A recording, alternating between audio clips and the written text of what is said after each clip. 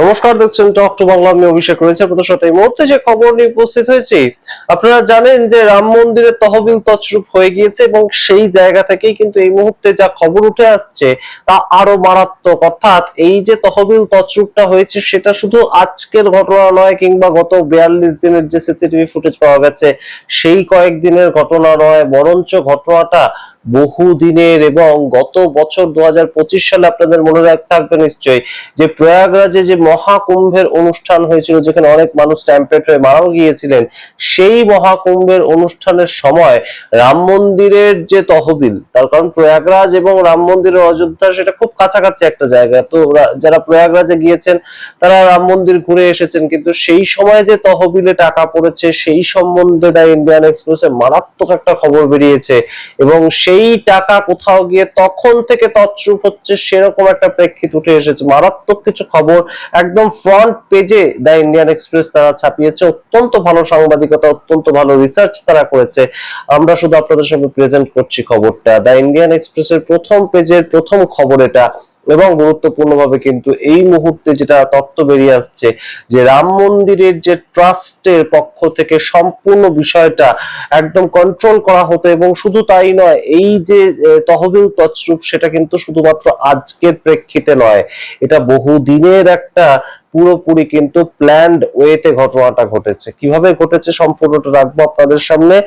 84,000 লোক প্রতিদিন এই মন্দির দর্শনে আসেন, তেমন কথা লেখা আছে। একদম এমনি একটা নর্মাল দিনে 84,000 গড়ে লোক আসেন কিন্তু এই রাম মন্দির ভিজিট করতে। কিন্তু সেই যে প্রয়াগরাজে যে ঘটনাটা ঘটেছিল, অর্থাৎ মহাকুম্ভের সময় 45 দিন, 1.5 মাস ব্যাপী মহাকুম্ভ হয়েছিল, তো সেই সময় পার ডে একদম 84,000 থেকে লাফিয়ে সংখ্যাটা 10 থেকে 12 লক্ষ পুণ্যার্থী তারা কিন্তু দেখতে আসতেন রাম মন্দির। রামলালাকে দেখতে, একদম স্মরণ করতে তারা আসতেন। এবং অবশ্যই সেই জায়গাটা থেকেই কিন্তু চুরি সম্পূর্ণভাবে কিভাবে একদম তহবিল তছরূপ। আপনারা বোঝার চেষ্টা করুন যে পার ডে যদি 10 লক্ষ লোকও আসেন এবং 10 লক্ষ লোক এসে যদি 5 টাকা করেও দেন, তাহলেও কিন্তু টাকার পরিমাণ দাঁড়ায় 50 লক্ষ টাকা। 50 লক্ষ টাকা পার ডে সেখানে দান পাত্রে জমা হতো। এবং যা লেখা আছে ইন্ডিয়ান এক্সপ্রেসের ফার্স্ট পেজে, দিনে 3 বার করে সম্পূর্ণ দানপাত্র প্রত্যেকটা ভর্তি হয়ে যেত এবং সেটাকে আবার ফাঁকা করে আবার রাখা হতো, আবার সেটা ভর্তি হয়ে যেত। এই ধরনের টাকা পড়তো, কিন্তু সম্পূর্ণ টাকা তছরূপ সেখান থেকেই শুরু হয়েছে। সম্পূর্ণটা বিস্তারিত বলবো আপনাদের সঙ্গে, তার আগে অবশ্যই টক টু বাংলা ইউটিউব চ্যানেলকে সাবস্ক্রাইব করুন, ভিডিও দেখুন শেষ অব্দি স্কিপ না করে। আপনাদের জানাই এই মুহূর্তে একদম ডেট উল্লেখ করে লেখা আছে জানুয়ারি 13 থেকে ফেব্রুয়ারি 26 পর্যন্ত 2025 সালে। 2025 সালে জানুয়ারি 13 থেকে ফেব্রুয়ারি 26 পর্যন্ত পার ডে প্রায় 10 থেকে 12 লক্ষ লোক তারা এই রাম মন্দির দর্শনে আসতেন। এবং রাম মন্দির দর্শনে এসে তারা যে পরিমাণ টাকাটা দিতেন সেটা কিন্তু একটা বিপুল অঙ্কের টাকা। মিনিমাম ধারণা করা হচ্ছে যেটা এক এক দিনে সেখানে কিন্তু চাঁদা পড়তো 50 থেকে 70 লক্ষ টাকা এক এক দিনে পড়তো। এই 45 দিন ব্যাপী সেই সময়কালে পড়েছে এই পরিমাণ টাকা, কারণ প্রচুর পরিমাণ মানুষজন আসতেন। এবং প্রয়াগরাজ যেখানে মহাকুম্ভ, যেখানে মানুষ একদম পুণ্য অর্জন করতে যাচ্ছিলেন, সেখান থেকে অযোধ্যার দূরত্ব একটুখানি, তাই মানুষ এটা ভাবেনি যে আমরা যখন এত কাছাকাছি এসেছি একটুখানি আর একটু এগিয়ে গিয়ে ঘুরে আসি, তাহলে অবশ্যই সেটা আবার পরবর্তীতে কখন সুযোগ পাবো কি না পাবো, সেই জায়গা থেকে কিন্তু মানুষ এই জায়গায় গিয়েছিলেন। এবং অবশ্যই হিন্দুদের একটা ভরসার জায়গা, অযোধ্যা রাম মন্দির একটা ভরসার জায়গা। সেখান থেকে বিজেপি জিতুক কি বিজেপি হারুক সেটা অন্য বিষয়, কিন্তু অবশ্যই সারা ভারতবর্ষ, সারা পৃথিবীর হিন্দুদের কিন্তু অবশ্যই রাম মন্দির এই মুহূর্তে একটা গুরুত্বপূর্ণ তীর্থক্ষেত্র এবং সেখানে তারা যাচ্ছেন এবং সেই পরিমাণ টাকাও সেখানে জমা পড়েছে। কিন্তু গুরুত্বপূর্ণ বিষয়টা হচ্ছে সেই টাকা সম্পূর্ণভাবে দেখভাল করার জন্য বা গোনার জন্য কিন্তু তৎকালীন সময় এসবিআই এর পক্ষ থেকে একটা লিস্ট করা হয়েছিল। এবং ট্রাস্টের পক্ষ থেকে, ট্রাস্ট যেটা সেটা হচ্ছে শ্রী রাম জন্মভূমি তীর্থক্ষেত্র ট্রাস্ট, এই ট্রাস্টের পক্ষ থেকে এসবিআই কে একদম বলা হয় যে আরো লোক নিয়োগ করা হোক। এবং এসবিআই ঠিক করে দিয়েছে যে কারা কারা লোকাল লোক হিসাবে আসবে। এবার এসবিআই এর বক্তব্য হচ্ছে, এসবিআই এর এক শীর্ষ কর্তা নাম উল্লেখ না করে ইন্ডিয়ান এক্সপ্রেসকে জানিয়েছে যে আমাদের কাছেও একদম লিস্টে এসেছিল এই ট্রাস্টের পক্ষ থেকে যে কাকে কাকে রাখা যেতে পারে। তো এসবিআই তো নিজেরা নিয়োগ করতে পারে না, সেটা নিয়োগ করার জন্য আলাদা ব্যাংকিং পরীক্ষা হয়। তো সেই ক্ষেত্রে একদম সরাসরি এসবিআই এর সঙ্গে বিভিন্ন যে কোম্পানির চুক্তি থাকে সেই ধরনের একটি কোম্পানির সঙ্গে তারা চুক্তিবদ্ধ হয়, এবং সেই ক্ষেত্রে কোম্পানিটা হচ্ছে দা সৈনিক সিকিউরিটি সার্ভিস। এই কোম্পানিটাকে এসবিআই হায়ার করে এবং সেখানে কিন্তু সরাসরি বলা হয় যে লোকাল লোকেদেরকে রাখতে হবে টাকা গোনার কাজে এবং সিকিউরিটি পারপাসে বিভিন্ন ক্ষেত্রে।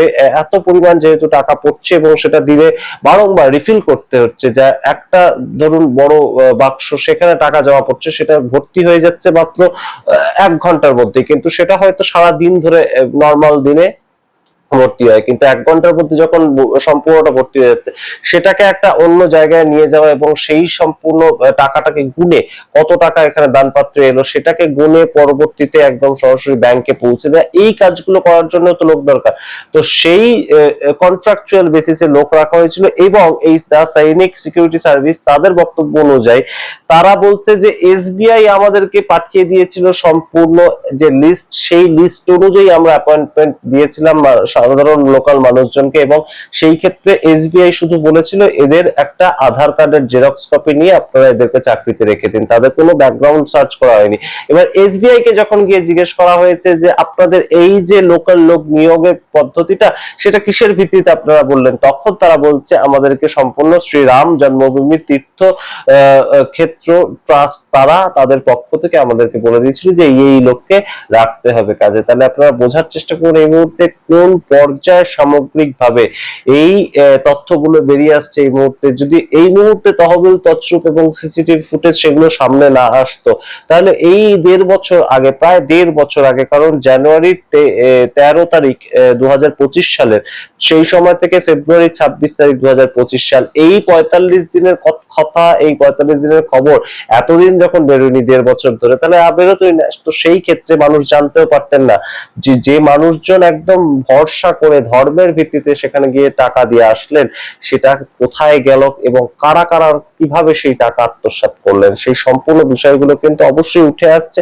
এবং অবশ্যই যে জায়গাটা উঠে আসছে এর থেকেও তাৎপর্যপূর্ণ যে এইগুলো নিয়ে যখন ইস্যু তৈরি হয়েছে তখন ট্রাস্টের পক্ষ থেকে আবারও নাকি গিয়ে একদম স্টেট ব্যাংকে কিছু পরিমাণ টাকা রেখে আসার জন্য কিছু মানুষজন ট্রাস্টের পক্ষ থেকে তারা কিন্তু চেষ্টা করেছিলেন, কিন্তু তার পরবর্তীতে ঘটনাটাকে একদম সামনে নিয়ে আসেন অখিলেশ যাদব, তার পরবর্তীতে এটাকে নিয়ে শোরগোল পড়ে এবং কিছু লোককে ইতিমধ্যে গ্রেপ্তার করা হয়েছে। কিন্তু যাদেরকে গ্রেপ্তার করা হয়েছে তারা সম্পূর্ণ নিচু তলার কর্মী এবং তাদের কিন্তু সম্পূর্ণভাবে কাজটা করানো হয়েছিল। তো কারা করিয়েছিল?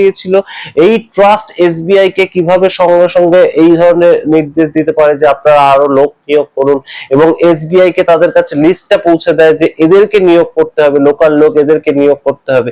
এই সম্পূর্ণ বিষয়টার সঙ্গে কারা কারা যুক্ত, এরা সম্পূর্ণভাবে কেন ডাক পাচ্ছে না এখনো পুলিশের মাধ্যমে?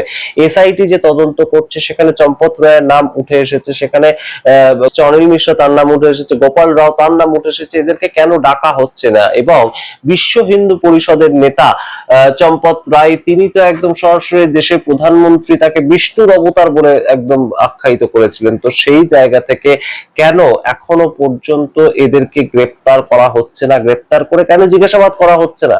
তিনি যে কোনো সংগঠনের সঙ্গে যুক্ত থাকতে পারেন, তিনি যে কোনো সংগঠনের একদম মাথায় বসে থাকতে পারেন, কিন্তু তাকে গ্রেপ্তার করা হচ্ছে না কেন? এই বিষয়টা কিন্তু সারা দেশ জুড়ে যখন গুরুত্বপূর্ণভাবে একদম দাবি উঠছে, সেই সময় একদম দা ইন্ডিয়ান এক্সপ্রেস প্রথম পেজে ছাপা যে খবরটা, সেটা অবশ্যই এই মুহূর্তে কিন্তু নজর কেড়েছে, এবং অবশ্যই এই সামগ্রিক ঘটনা নিয়ে এখনো আরো অনেক জলঘোলা কিন্তু বাকি আছে, অনেক তথ্য বেরিয়ে আসার বাকি আছে। তেমন কিন্তু অবশ্যই ইন্ডিয়ান এক্সপ্রেস তাদের পক্ষ থেকে জানানো হয়েছে তারা কিস্তিতে বিভিন্ন ধরনের খবর এই সম্বন্ধে কিন্তু আপাতত ভাবে বের করবে কয়েকদিন। আপনাদের সামনে রাখতে থাকবো সেই খবর। আপাতত আপনারা যেটা খবর শুনলেন যে মহাকুম্ভ চলাকালীন 45 দিনের মধ্যে প্রায় প্রত্যেক দিন 50 থেকে 70 লক্ষ টাকা ডোনেশন জমা পড়েছিল, সেই টাকাগুলোর কোনো ধরনের কোনো হিসাব হয়নি, এবং সেই টাকাগুলো গোনার জন্য সম্পূর্ণভাবে কিন্তু এসবিআই কে একদম দায়িত্ব দিয়েছিল মন্দির ট্রাস্ট। কিন্তু কাদেরকে নিয়োগ করা হলো, কারা সেই টাকা পয়সা একদম সরাসরি তছরূপ করলেন, এই বিষয়গুলো। এবং এসবিআই থেকে বারংবার বলা হয়েছিল যে কোথাও গিয়ে আপনাদের মন্দিরে কিন্তু ট্রাস্টের টাকা এদিক ওদিক হচ্ছে, কোথাও গিয়ে সেগুলো নয়ছয় হচ্ছে, সেগুলোর হিসেব মিলছে না, কিন্তু তারপরে মন্দির ট্রাস্ট কমিটি কেন কোনোভাবেই কোনোর দিকে ভ্রুক্ষেপ করেনি। কাদের হাত ছিল, কাদের সঙ্গে এটার পেছনে একদম যুক্ত ছিল তারা, এই টাকা কোথায় যেত আলটিমেটলি, সমস্তটা নিয়ে জল খোলা হচ্ছে, প্রশ্নোত্তর পর্ব চলছে। আপনারা আপনাদের মতামত কমেন্ট বক্সে কমেন্ট করবেন। দেখতে থাকুন টক টু বাংলা। অবশ্যই টক টু বাংলা ইউটিউব চ্যানেলকে সাবস্ক্রাইব করতে ভুলবেন না। ধন্যবাদ।